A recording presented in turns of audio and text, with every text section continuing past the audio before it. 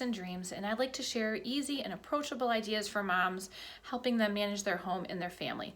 Today we are talking about how to organize your child's school artwork and paperwork, and to develop a system for managing all of that stuff. So I'm going to share my 4 favorite methods that we've been using for years. First, I want to talk about what to do with the paper when it comes in. So before you develop a system for how you're going to store everything that you decide to keep, you got to decide how you're going to analyze what you're going to keep. So you want to decide if this is something that you're going to do on a weekly basis, on even a daily basis, or once a semester. But you want to establish that some type of routine with that.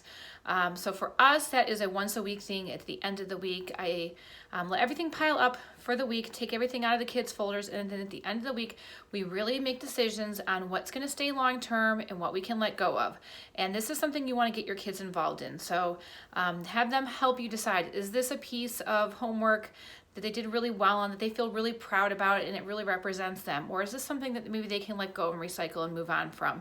So once you establish what that's going to be, you just want to get that in place and decide how often you're going to analyze. And then once you decide what are the things you're going to keep, it's where are you going to put all those things that you're going to keep. And we at our house have 4 ways that we organize all of the school art and paperwork, and I'm going to share all those with you. So the first thing that we do, this is actually our longest system that we've had in place, is we have these large portfolios we got from Lakeshore Learning. They're nice accordion style in here, and there's different file sections, and there's one for each grade that you can use. And so for everything that comes into our home and we say, yes, this is something that we're going to keep, for at least for the indefinite future, we put it into what they're each of the kids' individual portfolio folders right here. We still analyze that. So on a quarterly basis, when the report cards come out, that's a good time to look through, because when you're adding more stuff in, it's still going to get full. And you're still going to decide some of those things you can kind of let go of. They don't have that same sentimental value that they did maybe when you put it in. So you might let go of those things. But that's where we start with. Those are, they're still portable, nice, easy. We keep them in a closet and they stay out of the way, and that is that. The next thing that we have for each of the kids is a individual storage box, and I got these for a set of 5 of them at Costco, but they also sell these on Amazon, and they're different colors. We've labeled them for each of the kids, and even my husband and I each have one. And we use this box to store some of the bigger mementos, ribbons from different sporting events or activities at school. For my daughter, that includes some Girl Scout badges, that sort of thing. Team pictures we pop in here, and so we keep kind of some of those bigger items. Might not necessarily be school papers, but more of all that extracurricular activity and all that stuff that they do, we keep in this bin. And just like the portfolio, this is something that we have to continually look at. Hers was looking pretty full, so before the end of the school year, we're going to need to go through it and decide, are there some things in there that we can probably let go of? They don't have really much of a value anymore, and some new things that have come in have more of a sentimental value. So we keep those in there. Again, that's something really easy. We keep in our closet. We can just stack them and put them out of sight, out of the way. But we can still get to them if the kids want to look through them and see that sort of thing. Next, kind of a more formal display item that we did, and we started these last year, is to make a kid's portfolio, 1 per child, and that highlights some of their really key memories from each school year. And I have one for each of the kids right now, and it actually fits everything preschool through 6th grade. So again, I don't put everything in here, I just put a couple key things. And for our portfolios, we like to include their class pictures, first day of school pictures, if we took a last day of school picture, 1 or 2 projects or writing samples that were kind of their favorites, just to kind of a way to represent that year, so we kind of know what that year means. Report cards, any, like I said, just any little, some of our favorites, some little highlights, just so we can have a nice representation.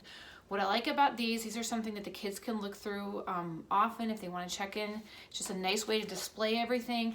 These will be great when it comes to the kids' graduation parties. This is something you'd put out on a table and that people could look through, because it really just has some of the highlight reel of their school years. One thing I also do in this, because as you're going through this, you might find that you have missing pieces to it. You might not have that one first day of school picture that you took 3 years ago. And so I like to keep a running list of what I need to add in here. I don't let it stop me. I still wanted to create the book, but then when I'm all done with everything that I have that list, and I know those are the things I need to go and track down before I can really say that this book is complete. This is something that I update on a yearly basis, so I don't have to do a lot of work routinely. I just have to do it like once a year at the end of the school year where we're just wrapping everything up. And then the last thing, this is our newest method, and I'm absolutely in love with it, is to store our kids' artwork. We are using the archive online system. So previous to that, I have a large storage bin for each of the kids in our basement, and I was just throwing all of the kids' artwork in there. And it had a lot of room. They're really big, but they are big and bulky, and I have 3 kids, and it takes up a lot of space. So when my daughter graduated or finished up with 6th grade, I decided I needed to do something with all that artwork.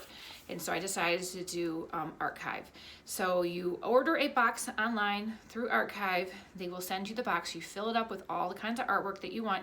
It can be 3-dimensional art. It's not just pictures. It can be a clay art, that kind of thing. And you then organize it how you want. You can do by year, you can do by grade, that sort of thing. However you want to organize it, you do. You send it back to them organized that way. They will then upload everything that you sent to them, and then you get a chance to take a look and decide, okay, do I like everything that's in here? Can I let some things go? And you're paying per page, so you'll know how much everything that you sent in would cost you, and you can make changes. And then once you've done that, you've approved it, they will then send you a book with all of the artwork that you've submitted. And it is just so pretty. It's such a cool way to get a glimpse of all the different years of the kids. So we absolutely love it. We are so happy with it. You then have a choice. When they're done with the book, they can send you all the artwork back, which would kind of defeat the purpose. If you're trying to declutter, you don't want it back, or you can let them keep it and then say goodbye to it. You've already said goodbye to it, so it's time to move on and just have a really nice coffee table book. Again, something that at graduation parties you can put out, and it's all captured right here. So those are our 4 methods. We are really happy with them. It keeps down the clutter. We have some nice ways to present the different school years in different ways and have nice systems, and nothing takes up too much space, so we can easily store it, we can easily access it, and those are the things you want to think about. So for more tips, be sure to head to my website. I have Coffee, Pancakes, and Dreams. I have a lot of ideas on how to organize kids' stuff as well as home stuff, and you can be sure to join the Clear the Clutter Challenge. It's an 8-week decluttering challenge. We are on week 5 right now, but you can start at the beginning, or you can pick up where we are at and hop right in. Hope to see you. Thanks.